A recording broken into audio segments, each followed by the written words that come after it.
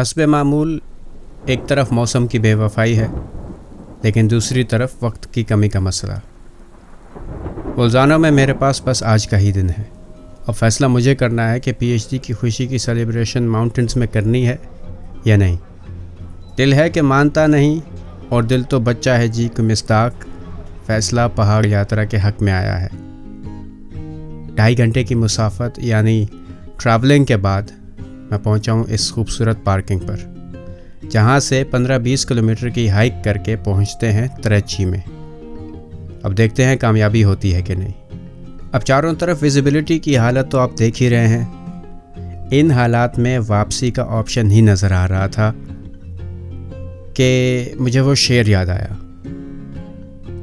वो हैं कि जाने को खड़े हैं, वो हैं कि जाने को खड़े हैं, और दिल है कि बैठा जा रहा है। और फिर 20 मिनट के अंदर ही तेज़ हवा के झोंके ने एकदम से हालात बदल दिए, जज्बात बदल दिए।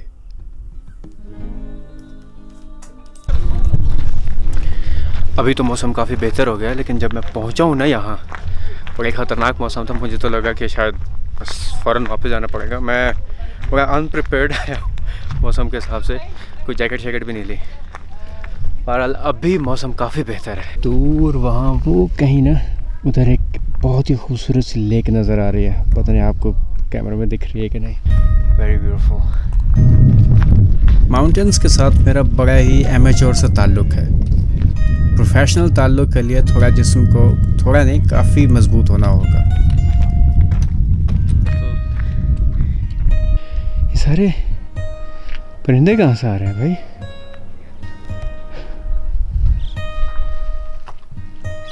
लेकिन कुछ भी कहो यार, यहाँ आकर जो जज्बात होते हैं ना, मेरे पास लफ्ज़ नहीं है। आज तेरी कमी महसूस हो रही है गुल्टू मुझे। और वो फीलिंग कि आप दुनिया की मेजॉरिटी आबादी से ऊपर हैं और समंदर आपसे 3-4 हज़ार मीटर नीचे है। This sense of realization is all what matters. लोग इतने नाइस हैं। मैं कैमरा रख के जब देखते हैं कि वो रिकॉर्डिंग हो रही है तो वो आगे से गुजर के भी नहीं जाता है। वो पीछे एक भाईजान आ रहे थे, कहते हैं we didn't want to ruin your frame। ज़िंदगी से डरते हो, ज़िंदगी तो तुम भी हो।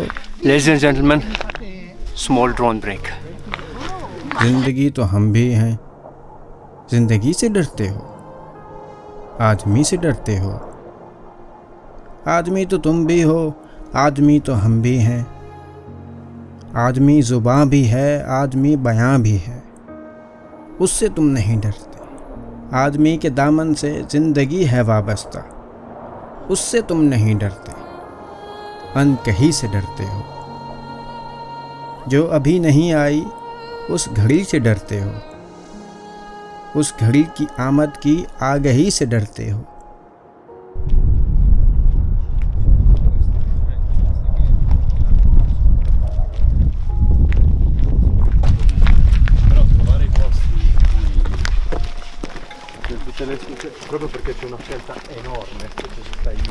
अभी थोड़ी देर पहले एक ईरानियन अंकल मिले, उनको लगा कि शायद मैं भी उसी रीजन का ही हूँ। जब मैंने बताया कि मैं पाकिस्तान से हूँ, बड़े खुश हुए। मुझे अच्छा लगा। मेरे साथ तस्वीरें खिंचवाई उन्होंने।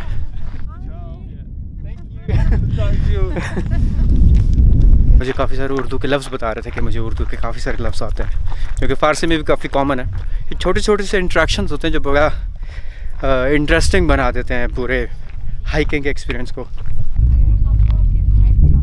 पीछे एक अंकल व्हील चेयर पे भी आए हुए हैं। कमाल।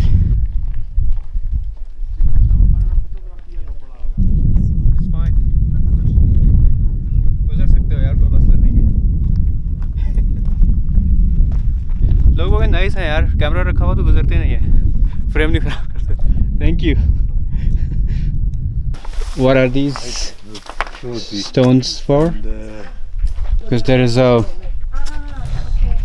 I don't understand German. Apparently कोई यहाँ एक्सीडेंट हुआ था और कुछ लोग यहाँ शायद जान से गए थे, तो उनकी याद में यहाँ स्टोन्स लगाए हुए हैं।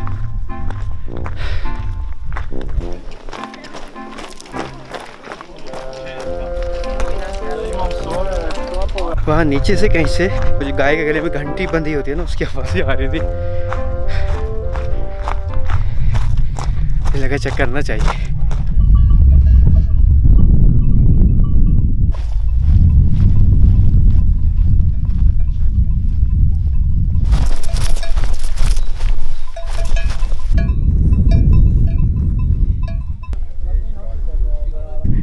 गाँव याद आ गया मुझे अपना। ध्यान से चल भाई, नीचे बस है।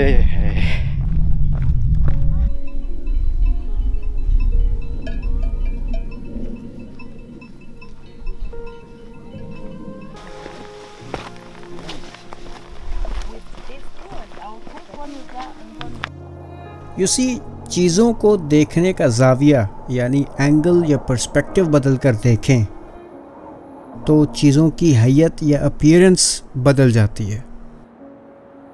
अब ख़ुद को कुछ समझने वाला इंसान जब इन अजीम व शान पहाड़ों के बीच आता है ना, तो अपनी हैसियत पहचानता है। यहाँ अपना आप उसे उस आईने में नज़र आता है जिस तक रसाई नॉर्मल हालात में मुमकिन नहीं होती। मुझे खुद को पर्सनली भी इन वादियों में अपनी इनसिग्निफिकेंस की याद दहानी मिलती है। It helps in staying humble. हज़रत इंसान को अपनी औकात याद आती है यहाँ।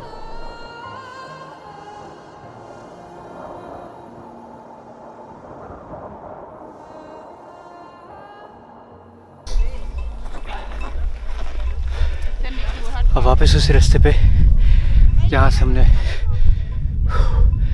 सांस भूल गए। अब वापस उस रास्ते पे जाएंगे जहाँ से डे टूर लिया था।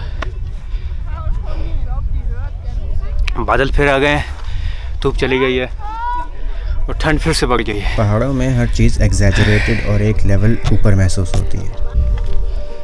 जैसे कि ये ऊपर को ले जाता कदम, थक कर एक साइड पर बैठने वाली ये राहत, प्यास में पानी भी शरबत लगता है।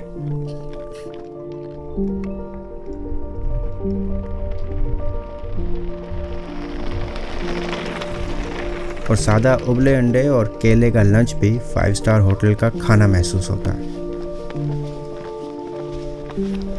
तो यार, यहाँ आने का मेरा कोई मकसद नहीं था, मुझे किसी मंजिल पर पहुँचना नहीं था। बस अपनी इस खुशी को एक्सैजरेट करना चाहता था, एक एक्सैजरेटेड फीलिंग लेना चाहता था मैं।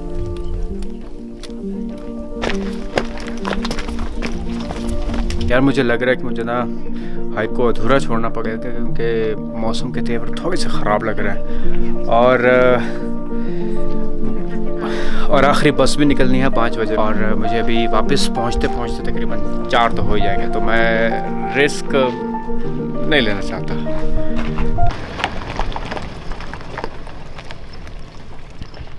काफ़ी विजिलेंट है यहाँ का रेस्क्यू सिस्टम वगैरह। Can you take a picture of me? Yes, of course. Now this is a perfect example how you make friends in the mountains. Giorgio ने कोविड में अपनी जॉब छोड़ी और उस दिन के बाद से ये अपनी साइकिल पर इटली घूम रहे हैं। Now this is some real next level dedication. और ये थी मेरी PhD सेलिब्रेशन हाइक। लेकिन बोल्जानो ने मुझे ऐसे ही रवाना नहीं कर दिया, पूरे प्रोटोकॉल के साथ रवाना किया।